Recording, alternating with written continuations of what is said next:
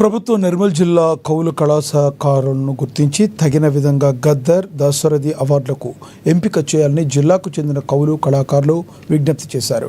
శుక్రవారం స్థానిక ప్రెస్ క్లబ్లో మీడియాతో మాట్లాడారు. ఇదే విషయమై ఇటీవలే జిల్లాను సందర్శించిన ఇన్ఛార్జి మంత్రి జూపల్లి కృష్ణారావుకు వినతి పత్రాన్ని ఇచ్చారు.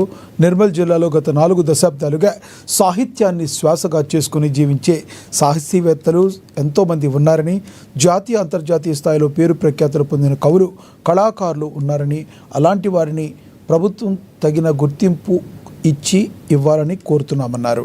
ఇప్పటికైనా రాష్ట్ర అవార్డుల ఎంపిక కమిటీ ఇక్కడి వారిని పరిగణలోకి తీసుకోవాలని కోరారు. ఒక పరిశోధన వ్యాసాలుగా ఉన్నాయి. మరి ఇంతటి పెద్దలను గౌరవించుకోవాల్సిన అవసరం ఎంతైనా ఉంది. కాళోజీ పురస్కారం నిజంగా మేము మొన్న వాటికి వస్తుందని మేము చాలా ఆశపడ్డాం.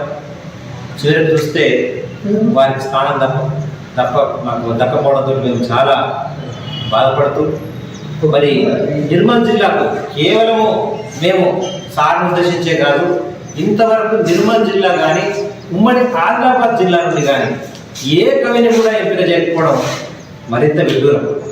మరి కవులకు కళాకారులకు కానాచని చెప్పుకుంటూ, ఉద్యమాలకు కురిటి గడ్డాన్ని ఇంకోవైపు చెప్పుకుంటూ, క్రియాశీల చైతన్యంగా వ్యవహరిస్తున్న నేల అని చెప్పేసి మరొకవైపు గర్వంగా మనం భావిస్తున్న ఈ నేపథ్యంలో